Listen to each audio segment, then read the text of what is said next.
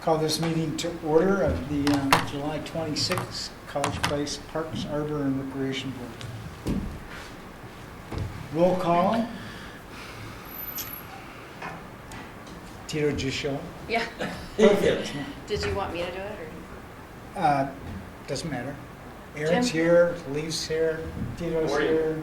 Morning. Absent is Randy Grant. Carolyn and Mike. Is John joining us later? I don't believe he will be. He's Okay. busy on other stuff. Okay, consent agenda.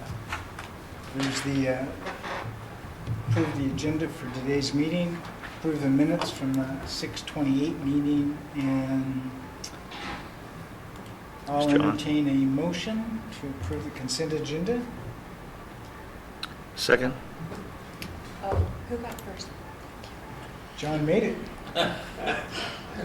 Hi, Tito. Thank you. There's been moved and seconded. All in favor, say aye. Aye. All opposed? Unanimous. We'll go to proclamations. On Tuesday, the City Council presented, passed a proclamation basically regarding this being Parks and Recreation Month. And I attended the meeting and received the proclamation. And told the council how much we appreciated their willingness and support to establish this board and listen to us when it comes to Parks and Recreation issues and this financial support as well. So I thought it went well. Yep. And I'm not sure we have the certificate. Actually, it's in my office. A That's copy okay. of it's up online, but you should have it. So. It's the mayor read it, and so it's a pretty long proclamation. Get you guys a chance to see it. Michael left, so we're now looking at action items 4.1, 2019 draft recreation and events future programming report. And Michael, I see. Here's we pass this around so you can see it. Here's the proclamation.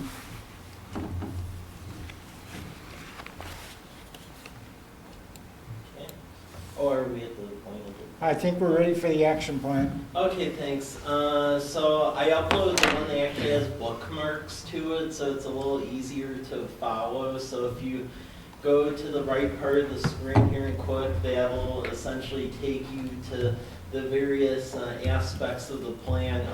A big proportion of this plan is basically appendix items, or if you're curious about budgets of comparable cities or exactly what they do, you can see that. So table of contents, we have project overview, existing conditions, the survey, and then a summary of what everyone does. And then really what I was hoping to get some direction on is really the item E in this report, which is the future direction, because depending on what you advise the direction to be, that'll determine who I'm negotiating with. So that is really a direction I would like to see out of this. So project overview, this just goes over purpose of it, which is this was to analyze essentially our events, and then also the recreation programming, and then the survey to see where the community was at with everything. Existing conditions, this goes over essentially the various items that we have, such as the current city events. So right now we've had Block Party. That tapered off in 2019 because the student organization at Walla Walla University didn't want to participate, but now I met with the alumni group and they want to, so I think it may come back next year. Fishing derby, the farmers market, which is growing and is successful. Movies at the park, which has good attendance. Our 4th of July festival, which was over 1,000 people. Arbor Day, Fall Festival, and Winter Fest. And then for the existing programs, really the limited part of the youth rec programs that we've had really has been with that memorandum of understanding with Campfire and then YWCA for Fun Factory through United Way. And in talking with Campfire, they've actually been at capacity as of late, so it's actually Good. filling the need. So that's been very successful. So that's really what the existing conditions are. Going to the survey section, this was available essentially online, and then also we had paper copies here, and then there was actually advertisements at Andy's, Rogers, Black Cup, and then also a QR code on the reader board out front where they actually worked if you scan your phone and it went right to it. And this had questions about essentially which events folks like going to and then what they would like to see. So as far as events go in and of themselves, the most popular ones are definitely Farmers Market is 74%, and then that's followed up by Winterfest and Freedom Festival, and both of those are within like a percentage point of each other. And then of the summer youth programs, the most popular one was the Campfire one. And then as far as things that people would essentially like to see, it looked like there was folks would like to see like an indoor soccer thing offered or soccer in general. For special events, things that really interested people was a food truck in the park night. Also concerts in the park were big ones, and then augmenting movies at the park as well. It got a lot of responses in general. People just want to see a lot of additional events here. As far as the time that works for folks, weekday evenings, which is really what we've been scheduling things at, yeah, it seems to work the best, 75.5%, and then Sunday afternoons, which was almost identical percentage-wise to the weekday evening question. As far as where folks are participating now in youth in the rec programs, it was about a split between some of the programs that the public schools offer and then City of Walla Walla. And then the next section really gets into the summary of the recreation programs, and you can read essentially what all cities do, and then I tried to put in the contact information and then also the website that goes to the respective programs. So City of Prosser, they actually have several sports leagues and they have special events, but they really partner a lot with their downtown association and chamber.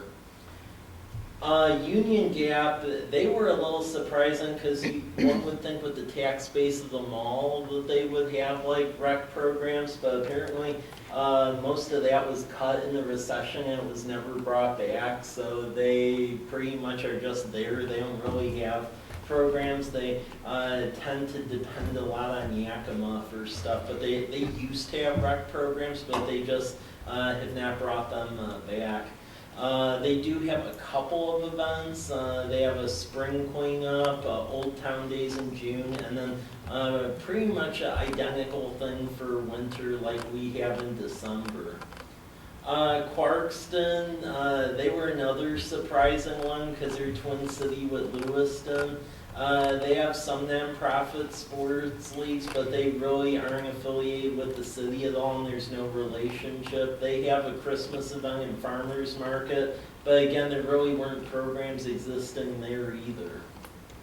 Sela, which is just north of Yakima, they actually have a park and recreation manager, and they have extensive programs, a whole variety of them, and they have a lot of community events as well that really are during the summer. So they actually have they have a full-time staff member, and then they have several part-time staff as well. And they have sports camps, all sorts of things. So Sela has a pretty well-rounded program. Afreda, they don't have like the breadth of programs that CELA does, but they do offer programs in conjunction with the school district, and then they have quite a few events as well, but the city doesn't put them on. The Chamber of Commerce pretty much takes the lead on everything, and the city just gives them all the lodging tax money. So they have a lot of events, but the city, from what they were telling me, has really nothing to do with it besides handing over the lodging tax money. Othello, Freda's got a really pretty nice pool too. Oh, yeah. That's what's not showing here. They have a Huh. nice facility. Oh. Othello, they have a pool. They have a pool as well, and they also have quite a few sports programs and recreation programs. And then they have several events as well: a 4th of July festival, car show, farmers market, relay for life. Their chamber manages a lot of events, although the city does manage those 4 events in the bulletin list, so it's more of like a hybrid position. Their swimming pool has a loss very similar to what was experienced in Colfax, so that puts a strain on their system. They do actually have a full-time park and rec coordinator, and then they hire a lot of part-timers in the summer.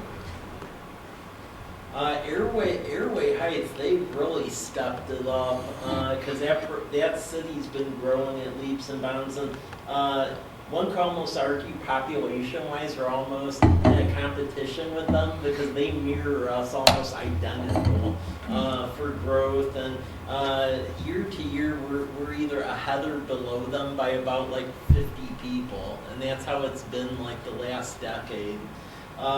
So they actually fully built a full-on rec center, and they have a new pool in there and a bunch of rec programs.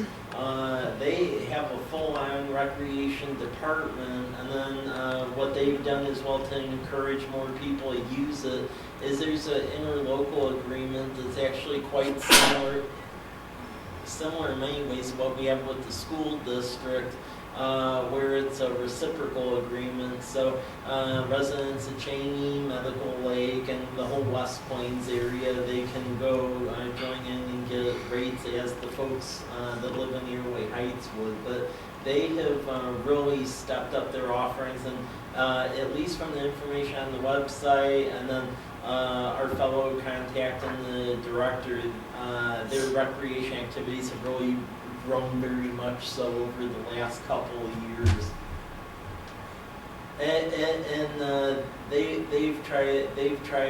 basically subsidize some of the rec activities off of general fund, but then they charge for others. Toppenish, they're very similar population-wise. I would say they aren't growing anywhere near where we are, though. It's fairly a stagnant population growth. They just happen to be at 9,000. They actually do have a park and recreation director. However, prior to 2014, he didn't exist. None of the programs existed, but they decided that that was something that they really wanted to pursue, give kids and folks stuff to do in the summer.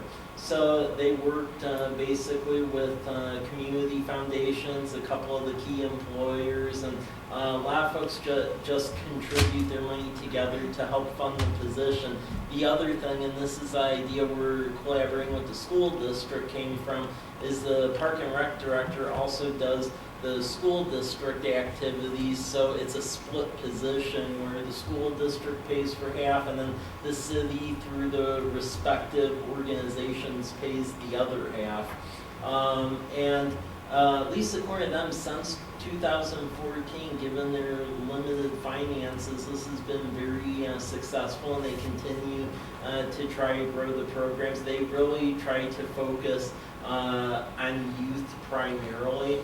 And then they do have like a fee policy as well. So $21 if you live inside the city limits, $25 if you don't. And then Yakima Nation, they also contribute a bit to help keep the program going. And their community events are a hybrid where the city participates, but then they have a chamber participates as well. So a lot of it's funded by the lodging tax though. So the hyperlinks to what each of the events are is in that page. Liberty Lake, they've gone through a transformation a little bit as of late, because back when I was in Colfax, they tend to have a lot more recreation programs and so forth that the city actually ran. And since that time, I would say they've actually divested a number of things from what was there like when I was in Colfax in 2014. So they've really started to depend on essentially the nonprofits to take over. And they have a golf course and stuff, but the staff that the city had in general, they've gotten rid of a lot of that in the past 5 years, and that was just an administrative directive. They're running a more lean organization. They have a number of events, but most of those are taken on by the local Rotary and Lions Club, and then you can see a hyperlink of all the events in Liberty Lake. And right now they're parking their park activities. They don't have a park and rec director anymore. There's this like hybrid catch-all position, which is like a public works position, because they don't run their own water sewer system. They have a district that does that. So there's a department that does like streets and the park stuff. So that's what this is now. So they really changed quite a bit. City of Cheney, that's a population of 12,000. They have quite a few programs as well that the city does for youth, and then they have a variety of others as well that range from hiking, archery, disc golf, a variety of things, and they partner with Special Olympics. A lot of what they do is covered by general fund, and then they provide a general fund subsidy and then a minor charge for the events. And then the limited events that they do have, it's funded by lodging tax dollars and general fund subsidy. Cheney, they are going to try and find sponsors as well, and they Cheney and Toppenish specifically have a very similar financial predicament like we do, because Toppenish, their tax base is a little bit depressed because they're surrounded by the Yakima Nation. And then with the city of Cheney, they have Eastern Washington University, so a lot of their property is non-taxable, similar to the issue that we have a lot of the holdings that Walla Walla University has. So both of those are really interesting to shadow, because when you look at their budgets, you can see that it's very similar that way. City of East Wenatchee, they're the twin city of Wenatchee. Of all cities, this one was very unique because with that city, they actually have a separate park and rec district outside of the city itself. And because folks are actually paying property tax rate of 47 cents per thousand, they have a bunch of programs because they actually have a dedicated funding source. Yeah, because it's a special purpose district. So looking at their website, pretty much you name it, they offer it over there. So it's a pretty extensive program. And then East Wenatchee, they have limited events. They have an Easter egg hunt, a car show, July thing, and then December for Christmas. And those are mainly covered by a combination of sponsorships, lodging tax, and donations. And City of East Wenatchee, the other thing that there is quite unique over there is for their events. They actually have a full-time events department over there. So that was a bit surprising given the population, but they actually have a full-time events department. And then the last city is City of West Richland, which is just north of 15,000 people. And they kind of partner with nonprofits. They do not offer really any recreation activities directly as a city. The city does have a senior center. And they don't really have like events in their city either. The only thing I could find information for was like a Earth Day event. And one of our staff members actually used to be the engineering tech over there, so he confirmed that was like all they do. So there isn't really like much going on that way in West Richland. So really, this gets to the last part of the report itself, because as I said, the majority of it is appendix items you can all take a look at.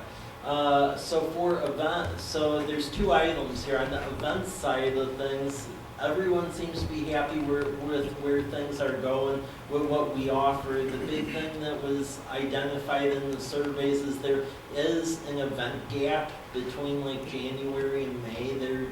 We don't have stuff going on here, and there was a preference identified for an Easter egg hunt. So Exchange Club does that in Walla Walla, and I'm in that, so I'm gonna see if maybe there'd be interest in doing another one over here, but there was a heavy preference for that.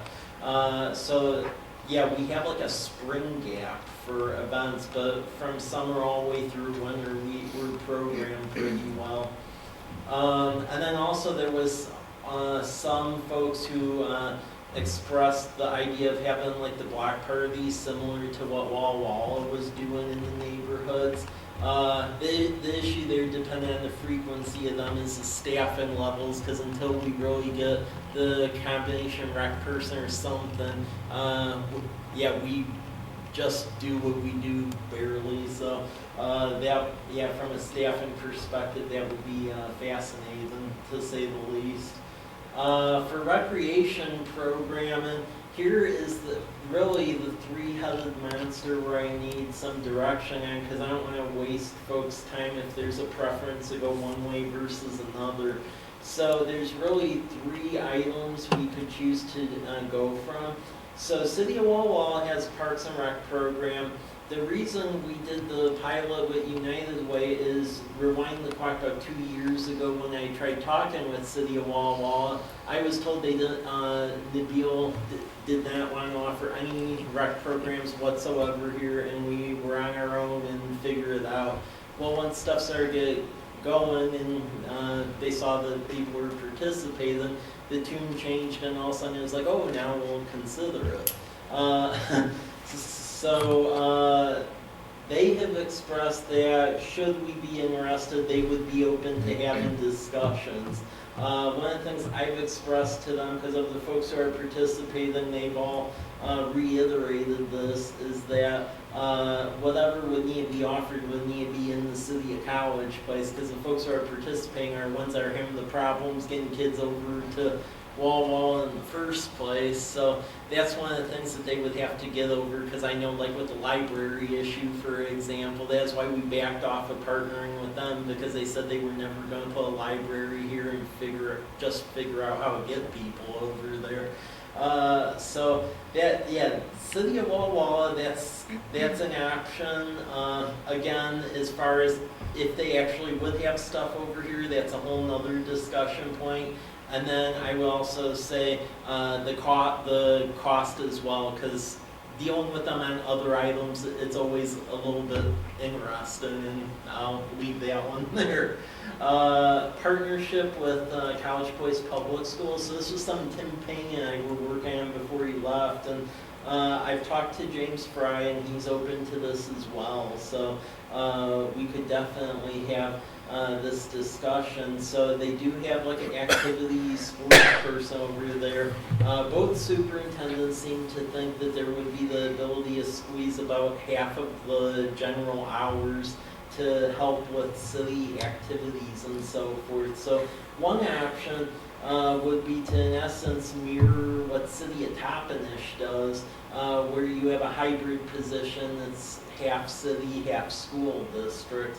And because it would be based in College Place in general, one could make the connection that without question stuff would actually be in College Place, and a lot of your cost drivers, I believe, would be a little more controlled since it would be in the city. The third option is the continued partnership with United Way. They've acted as a fiduciary, and they've given their own funds toward the past program. The thing is then you're up to whims of the United Way board, and I know they were getting leery of continual sponsorship because since they were doing things here, I guess since that time, first of all, the whole structure of United Way changed. They used to be just Walla Walla County, and they merged with Umatilla and Morrow County. So now it's United Way of the Blue Mountains. So I guess since that time, now they've gotten requests from like Milton Freewater, Pendleton, Boardman, everyone else like, oh hey, you're doing it for College Place, so you should do it for us too. So they're getting a little scared now because there's all these requests coming in. And then also getting, I would say, data from them, although this year it was actually mandated in the contract, so we should have better data, but last year it was a challenge. So there's a lot of unknowns there since United Way went through that shift now where it's like the entire Blue Mountains, because they merged the whole Oregon side with the one over here too. So what happens with that, I don't really think they know yet, because that just happened. So really, those are the three directions. I was wondering if this board has any sort of opinion on either of the three. Question? Yeah. What's our end game? What's the objective? Well, I mean, the objective, I would say, is to offer youth recreation activities here to make sure that it's guaranteed in the summer, and then I will also say over time, start to develop, continue developing stuff after school and actually have activities. So the idea is not to turn this into a collaborative effort with Walla Walla. It's not to be dependent on United Way. It really is ultimately for College Place to take responsibility and run its own program, period. Yeah, I mean, I would agree with that. The purpose is to have a program in the city, because the folks who need it are the ones having the problems of getting over to Walla Walla. So anything we decide on the short term really is a bridge to that goal. I mean, from a staffing level, I will tell you the thing that I think gets beyond the bridge is I think they have partnership with the public schools, since they're here and they have that part of the position available. I think that could be grown in very similar to what Toppenish has done, and then with that, you basically have the utility to keep going, and it's in the city of College Place. And naturally, they're going to want what's best for everyone because their constituency's the same people. So. Well, I agree. Oh, sorry. Go ahead. You're finished. I agree with the idea of having our own ability to make decisions and independence to make those choices for the best of College Place. But the question I have is, as the climate changes with the relationship with Walla Walla, Yeah. if there may be some further collaboration that may benefit College Place more than what it would currently. So developing our own program, and then if other opportunities come up, I guess that might be the best way. But having that end goal in mind is really, I think, important in sort of slaying this monster. Done.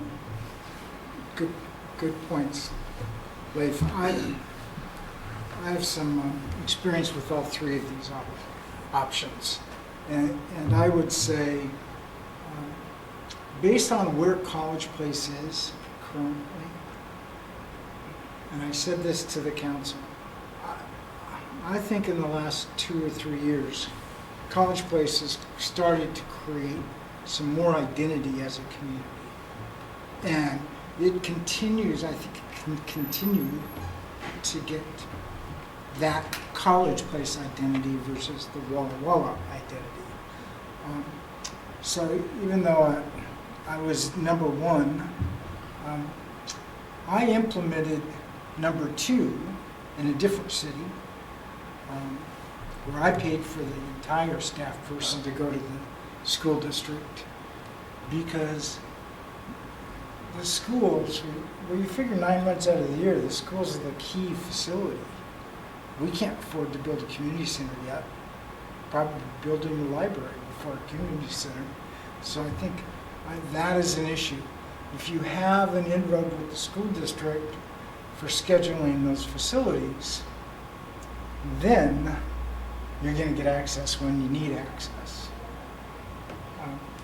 So I think that really has some really positive options. I think as long as we continue to provide a summer daycare program one way or another, that's critical. Contract it out, do it with their own staff. I think that's critical for the kids. Now, the question is, what's the budget going to be, and what are the revenues going to come? What's our policy about? Are we going to charge children, or are we going to a full fee, or are we going to charge them 50%? And say that the general fund picks up the other 50%, or can you generate enough revenues from one side, 100%, to offset some of the 50%? That last one's not going to happen for quite a while until the city's bigger. But what I would have liked to add to the report, and the report's really good, especially with the kind of comparables, is budgetary figures. What expenses and what the revenue was from those. So given what, I would leap forward and say, don't get into the organized sports. While it already provides them, they do have my grandson played almost all his games in College Place. They're very good about putting all College Place kids on a College Place team that practices in a College Place. You Like organize soccer, the you're still teams going to have to drive to... based on what school they're Yeah, going to. That's yeah. how it's organized for outdoor soccer and indoor soccer. You could start a basketball program. No one's doing that except for the Y, and they only do the Y. So I think there's some really good after-school programs that could generate some revenue for us, for kids that currently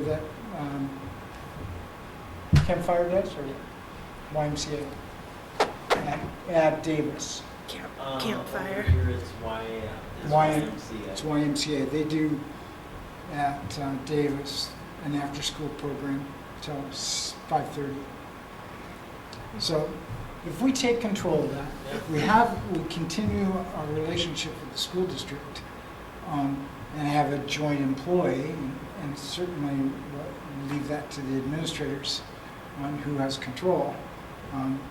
But I think that's really what's the best interest for our kids in this community is to try to get it localized and then build from there as the community grows.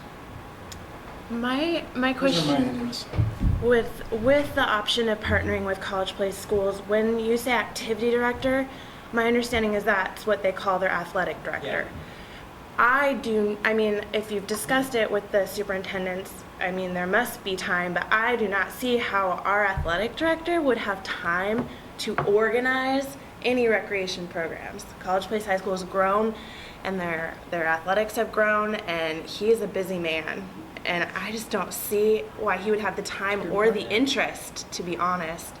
One thing I would like to see from them, and they're just starting now, is to offer sports camps, like as fundraisers or as a part of like their high school teams are offering those sports camps.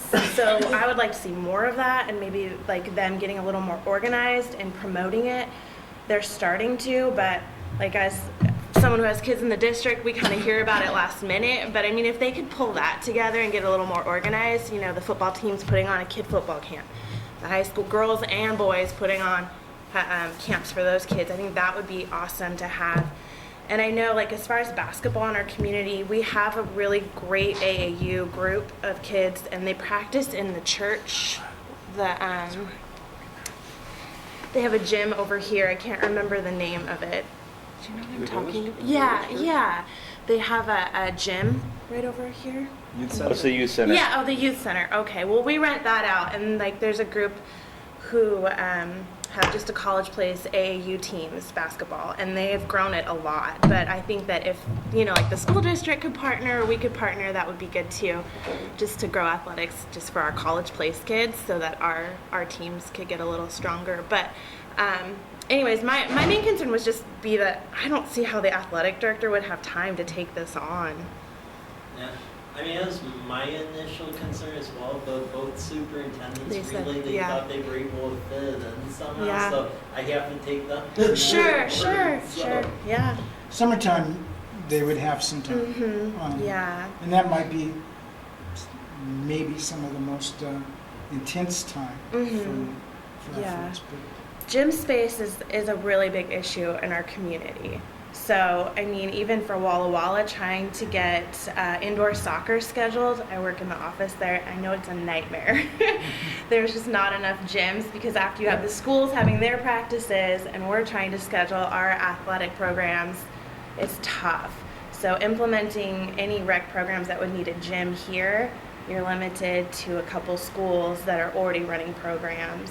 Pretty much in them. limited to Davis. Yeah, and they Because run middle school and high winter school both have programs. athletic programs Yeah. that go after school. Yeah. And that's when you really Right. need it for the younger kids. And they do run boys and girls basketball there at fourth Could or maybe fifth grade. work with Rogers. I Yeah. think that would be a key.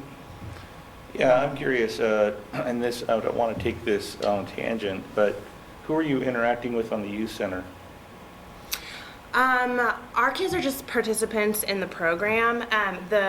There's a couple here, Polly and Donnie Weaver, and they're amazing. And they run they call it Little Hawks, like a dribbling camp. They used to do it all winter, super cheap, like $10, and they advertised it in the schools, and kids would go there.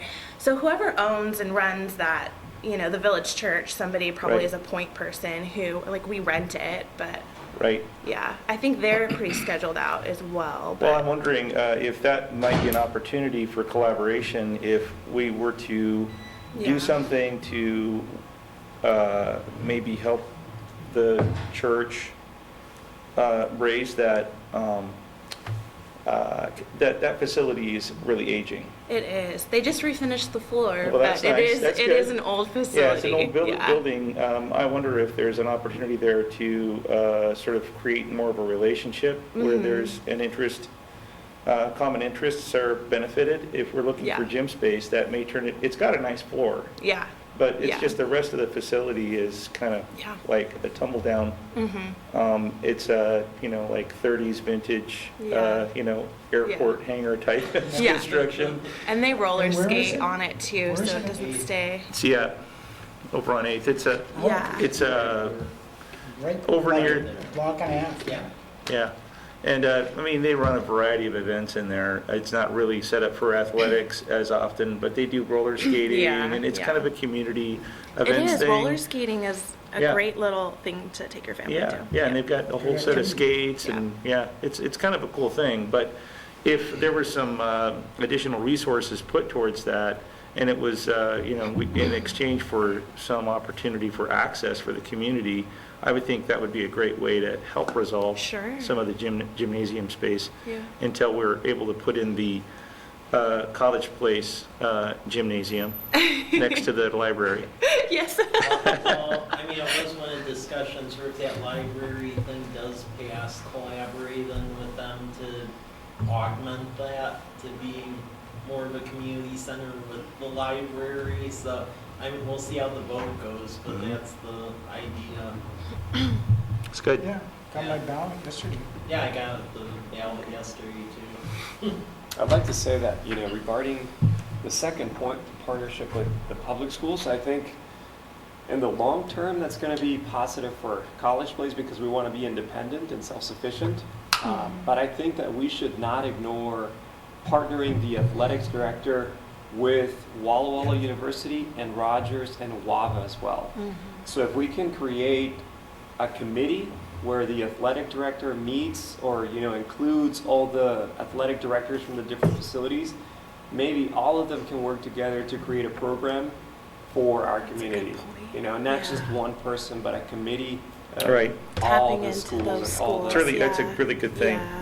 Yeah. Well, I'm still trying to get them assigned an interlocal, because if you recall, that interlocal actually said that, where it was gonna create that advisory committee that had everyone on it. How can we get those, the foot soldier people in the same room? Because I think As this, the administrators, what? as the administrators. same Yeah, with get the foot soldier Yeah. I people, the agree. people who are actually going to do Do the the work. program. Okay, and you fight this by bringing it up through the grassroots. So you get everybody on board and get them excited about it.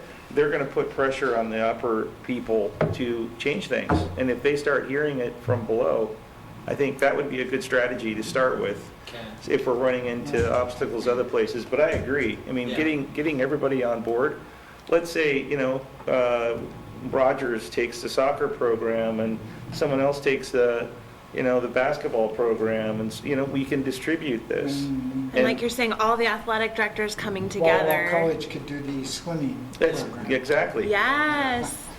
So then, Cool. so then you're distributing the problem, and you're having each individual that has an interest in it, to take a portion of it. There's community, Yeah. right? Isn't Yeah. that what it's supposed That's to what be? it's about. Right. Yeah. So, I mean, from our standpoint, I would kind of agree with Michael.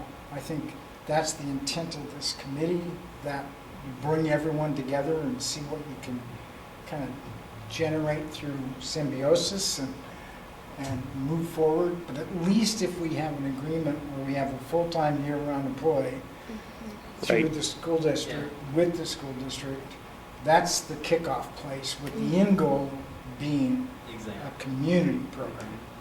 So that'd be That the lead includes person, everyone. the lead person heading the program. Yeah. Yeah, makes sense. Yeah. They're gonna have to sell it Mm-hmm. to the rest of the athletic directors, the other people that control the gym space. Yeah. That's the critical issue. So do we When need it funding? all comes down to it, that is really the bottom line. Who has the facilities? So do we need funding for that one person, or is it just a matter of? It's basically funding the half of a person, and pretty much where it was left at, because I've been talking with James, and he said, and he wanted to know what direction essentially this board was gonna go, and then once he knew we were gonna get together on what the cost split was gonna be, based on how our revenues are going, I think, depending on what he's gonna ask for, we could swing the half FTE to base what the school district has, so, I'd guess somewhere in the neighborhood of 50,000. yeah, that's why. With that was- benefits. That, Salary and benefits, somewhere in the 50,000. that was my ballpark guess too, so I mean, unless it comes completely out of left field, I think that's what I would venture to be. Because when you look at Toppenish, that's what they're bumping up, so, It's going to be a challenging position for somebody. yeah. They're going to have to really be on the ball, so to speak, Yeah, they're gonna have to have the right attitude. right? And a Because certain amount of Aaron's right. sales and organizational. I know Kenneth James, and I don't think anyone's spoken to him about And this. and I mentioned, Michael, since you and Life wasn't here last month, my concern also is existing staff doing all the events. Yeah. They're getting worn out, Yeah, and you don't want to lose good staff I know. by overworking them to the point. So I think the more special events are great, got to find a way to staff them yeah. is the issue. And we discussed creating a business coalition of business owners and college players. You were not here, Mike, but I volunteered to spearhead that, to bring all the business owners together to say, hey, how can we more actively partake in organizing events so as to take a little bit of the burden that you guys carry, Yeah. and you guys could support us logistically with all the back end, support. Well, I mean, one of the things, I don't know if like Daryl told you about, but from the Economic Development Commission side of things, and they've been trying to work on this for the last like year and a half, the goal was that to try to create like a downtown business group, and that's what the Economic Development Commission was working on. And the reason behind that is that if you get certified as a downtown business group with the state, there's actually what's called this Main Street tax incentive money, where at the end of the year, what you would pay in business and occupation tax, instead you donate it to your local downtown association, and then you actually get a tax credit for the full amount you donated, and there's like a cap on it. But in Colfax, that's actually how we paid for the Chamber Downtown Association Executive Director and all the events. It was off of that Main Street money. The issue was, at least from Economic Development Commission, was trying to get all of the business owners together to do that, so. Yeah. Well, we can make it happen. Yeah. I think we have two purposes now. Yeah. Which is the Parks and Recs, Yeah. bringing the community, and then the business side. Yeah, That could fund a person to, to run some of these programs. yeah. And get a benefit for us on the credit side. Yeah, It would be but- synergetic.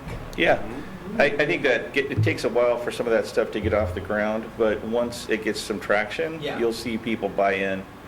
That's an excellent idea. Yeah. But that Main Street, then, the first thing you have to do with that is pass a resolution saying that basically you're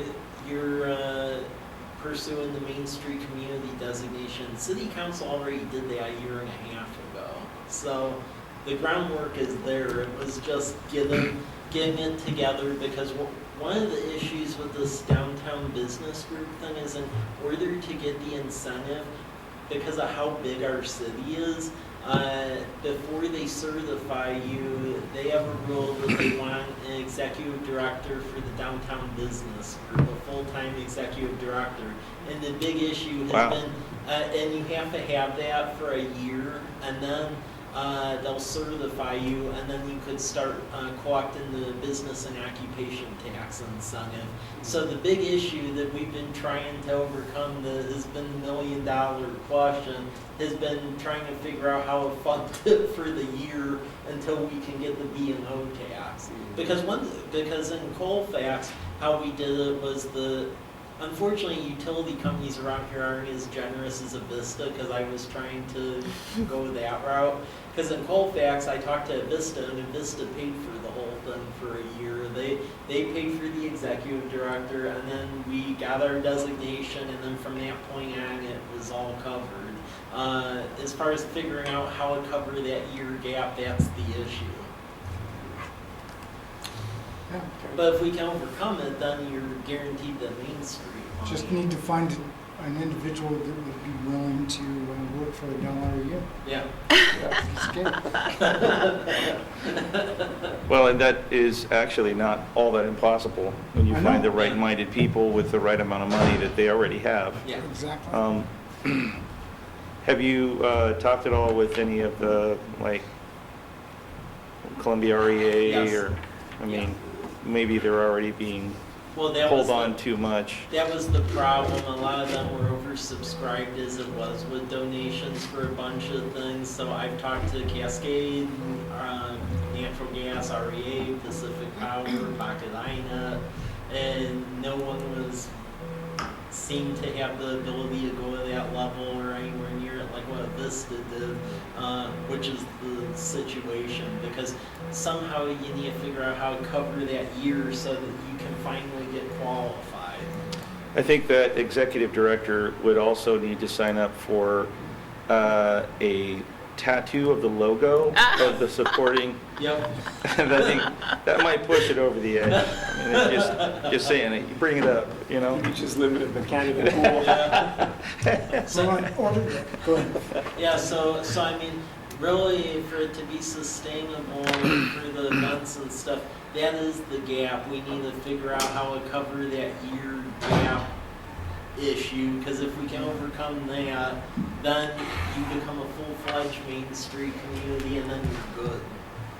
But that's been what Economic Development Commission's been struggling with, because we haven't really found the big fish, or even like 4 medium fishes to add up to that. Well, how many, the question I would have is, okay, the formality of this and the reasons for it, the financial reasons for it and all, those are all great. Yeah. But how many people know that? And is there a group of College Place business owners who would be on board to just get together and you talk about Yeah. what the problems are and figure out what to do. Yeah. Because I mean, That's what that, Tito's trying to do. right, Yeah. right. So that's, I mean, to me, that's where your seeds get planted, and eventually it culminates in somebody with a great idea that's going to make that all happen. Well, yeah, I mean, I think with Tito spearheading that now, maybe we can see Yeah. if that'll happen. What happened about a year ago is that they split College Avenue up into like sections, and Jeff at Andy's, Daryl here at Blackup, and Kelly up at Rogers were trying to talk to businesses at their respective ends about the benefits. And they were all feeling at the time that they couldn't really get over that hump of everyone trying to figure out how to submit enough money to get the executive director. So that's why it's been the issue. Okay. Yeah. Yeah. All right, so going back to the agenda. Right. item. Sorry, there was a tangent there. That's okay. We're following talking that. about trying Whee! to make this a bigger draft recreation and events future programming report. We need a motion, at least guidance to give to. I would at least like a motion for guidance, because I know that's what the school district was requesting before we get into the minutia.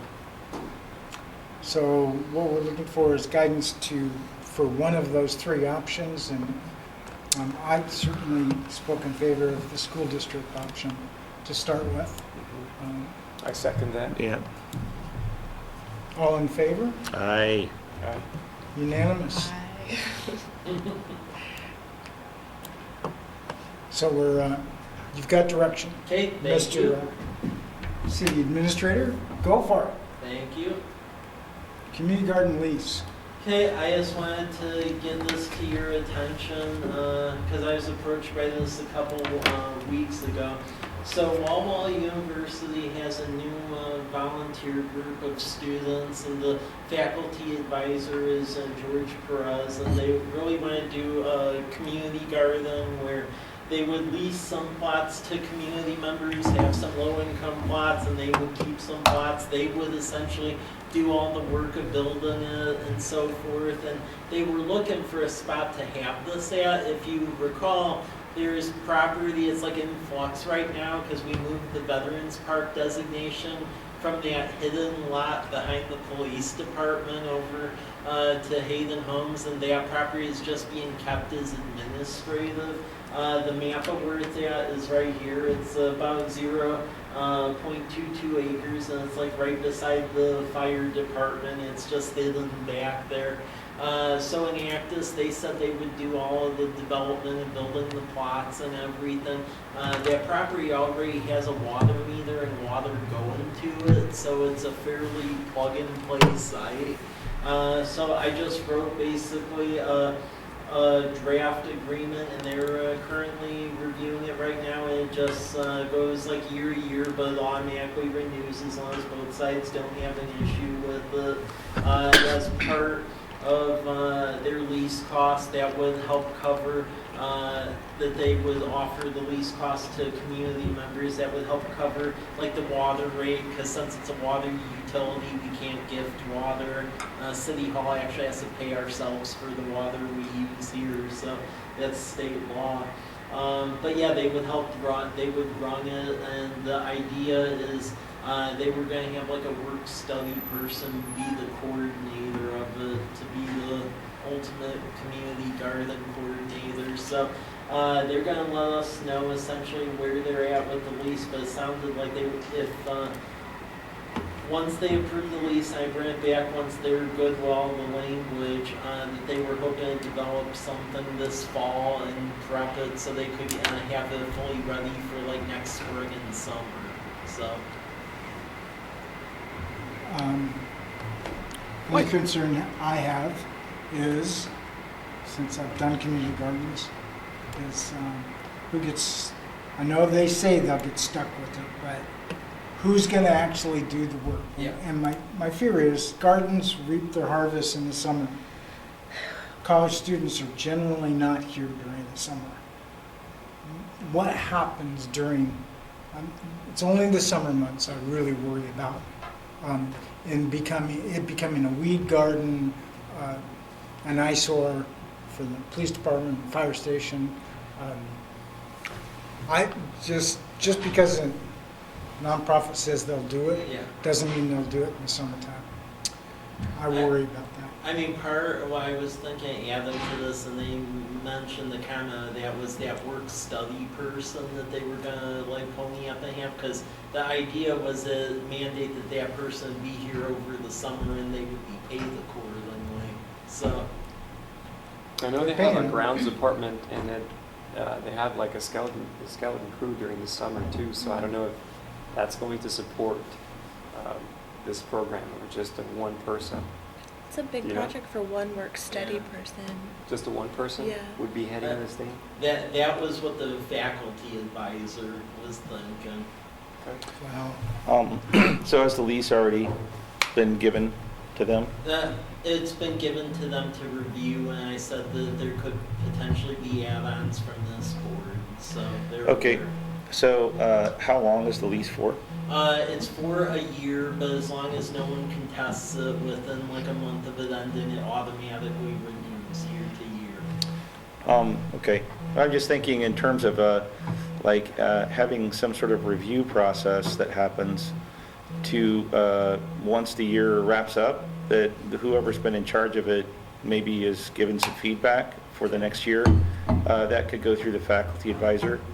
We work with students on a number of publications, and I'm familiar with the way that things change, shall we say, from one set of ASMU personnel to another, and then the skill sets that one particular individual who's editing or coordinating, there's a vast difference. And you have people who are every bit as professional as anybody who's in the business world, and you have disasters that really have too many things going on, and they may be great people, but are not really prepared.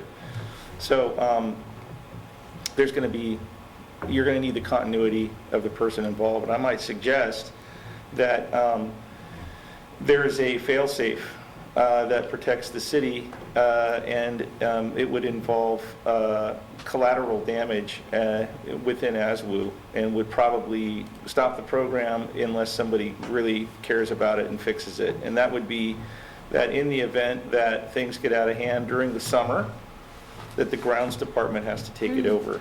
Good. and if the city has to do This it, is they're really going to good. charge them for it. Yeah. Right. Well, yeah, the city language, I already buried that one in there, because that was something I knew I could control, but I like the idea about the grounds department. Right. Yeah, So, I mean, if somebody, they need a stick. yeah. Or let's put it this way, some organizers will need a stick. Other organizers, you will not have a problem. They're into it philosophically, they know what's going to happen, they've been through it before.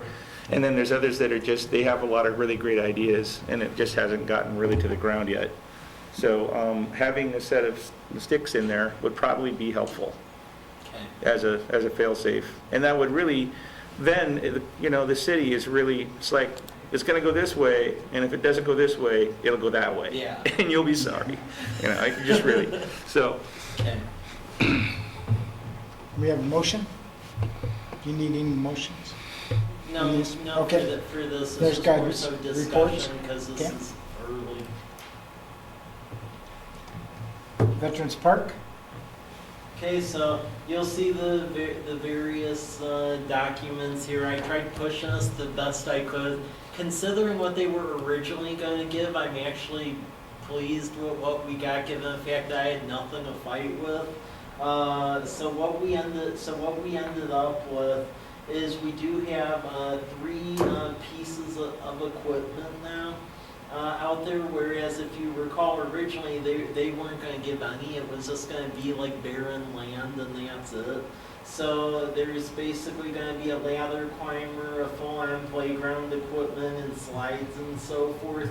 Believe it or not, I got them to change their mind on the height. They originally were going to hydro seed the whole thing, and if you've been out there with the issues we've had, that would not have went well. So got them to change their mind. They're actually going to turf the whole thing now. Wow. So we're very happy Solid. about that. They're actually gonna put in a park sign identical to Kiwanis Park, that really nice sign we have out there. Lit flagpole, ADA ramp going in, and then a maintenance ramp. And then there's stubbing areas, so we have it for like if we want to put a future restroom in, and then we're getting a bench, picnic tables and stuff like that. So considering we went into this where, frankly, based on what was negotiated when this planned urban development was let, I didn't have a leg to stand on, frankly. Your motions of the past meeting really helped, because when I told them that, you know, if you want a nice ribbon cutting and everyone would be happy, you know, you probably should design something that looks like a park. That tended to go a long way. Because I was like, if you think we're going to have a ribbon cutting for a barren site that has mud on it, Right. and everyone's going to be like, yay, that's not going to go down well. And they finally agreed. So we just approved this park permit, and I'm expecting this is actually going to be fully developed next month, and then we'll have a ribbon cutting on it. So I pushed this as far as we could go, but it looks like we actually got Did something well. halfway decent. So. Well, that's really good, and it could be that I think the project overall has been going pretty well from, I don't know, what I've heard. So they may feel like they're in a position better to support more than what they initially were, because you don't know. Yeah. You know, Yeah. when you're estimating on something, you don't know for sure. Yeah, And I mean, people if are it- moving into those houses faster than. oh yeah, It's and amazing. I understand there are some people who are selling, making a big profit, and then trying to figure out where they're going to live because they want to build another one out there. So, Well, and what we've done, because we have had several issues as far maintenance issues and stuff that they were doing up there, is to try to hold them to a certain standard. I've had it where you do this, then I'll issue a certificate of occupancy, and it takes a lot more administrative time, but to just allow them to do stuff, I was finding they weren't maintaining stuff in a proper manner, where like we had a patio that was going to fall off the side of the bluff, just a lot of really weird stuff. So we've really had to be more hands-on with a lot more hands-on. Actually, I would say in my whole career, this is the most hands-on I've ever had to be with a developer, make sure we didn't get really like absurd stuff. So well, good thank job, you. Michael. Yeah, thank you for that. yeah. Thank you. Good work. But yeah, it's been a slow process, but that's what we're doing to keep them in line. We're to sweeten the pot every time they do something, then we issue a C of O, and it's had to go that way, because any time where it was like, oh, we'll just give you a C of O is done instead. Like we had an issue because they have a big stormwater wetland thing on the bottom. They said that they had put in the motor and pump that was in the plans that we approved. And then I started getting all these calls, and when I was out there on my bike, people were approaching me, and they were like, there's water in my crawl space in my yard, what's going on? And we go out there, and it turned out that the motor they said they put in there actually wasn't working, and they took it out, and they put a residential sump pump motor in the lift station. And I think they were hoping we wouldn't notice or something, so I told them, you weren't doing anything until you put what you said you were going to in here, and now they finally did. But yeah, it's just really weird stuff like that. Well, I'm glad you're using operant conditioning to, Yeah, make things happen. exactly. So yeah, the park will be a park, so that's good. Creative district concept. I just want to give you a heads up about this, since public art and stuff falls in the purview of this commission as well. So I'm working with City of Walla Walla and Art Walla and a bunch of other agencies on this, but there's a concept of trying to file an application with the state for like a joint creative district between the two cities. And that just means that it's areas where there's public art, performing art, various types of art. And if you get recognized by the state as a creative district, not only do you get signage and you get preference on grants with a lot of agencies, but then they also give you direct allocations of grant money as well. So in working with City of Walla Walla and the representatives of Art Walla, and then Walla Walla University, you can't just deem an entire city as like, oh, it's a creative district. It has to have somewhat defined boundaries. So after a couple of meetings, what we came down to is like with College Place, it's Rose Street on the north, then College Avenue, then it goes over, so that way Rogers School and Walla Walla Valley Academy is in it, and Walla Walla University, and then it goes down to 125 to make sure College Place High School is in it, and then it basically zigzags through Walla Walla to cover community college, Whitman College, downtown, Pisa Powerhouse Theater, and so forth. So this process will probably go on until March, where there'll be a joint application filed, and hopefully we'll get it. This is a new concept. Creative districts didn't even exist until last year. And we're trying to get them before everyone else gets grant money, and then we get nothing. So. So what are the benefits? I mean, Well, I mean, and what's the difference between being in and being out? I mean, is there just more caffeine in the areas that are in, or what is it? More Caffeine per capita? Well, it's additional marketing within the state, because now the state does have a tourism agency finally, so it's additional stuff within those guides, but then as well, you get grant money to do like public art wraps, stuff like that. And that's stuff we were trying to like work on with other grants, but because they're so competitive, that hasn't really gone well with the our town grants from the federal. So it's a way to get direct guaranteed money for stuff like that, whereas it would be very difficult to otherwise. In Edmonds and Chewelah, Get your foot in the door. yeah. And in the first couple cities that have done this, because there's only like 3 right now, it's Olympia, Edmonds, Washington, and then Chewelah just got approved as the 3rd, up by Cowville. So. Okay. Yeah, so I just want to let Great idea. I mean, I've worked with Art Walla forever, and they're great people. They really are. Their heart's in the right place. Yep. So yeah, I just want to make sure you're all aware of that, because we plan to have an application filed late winter. So Good job, Michael. Yeah.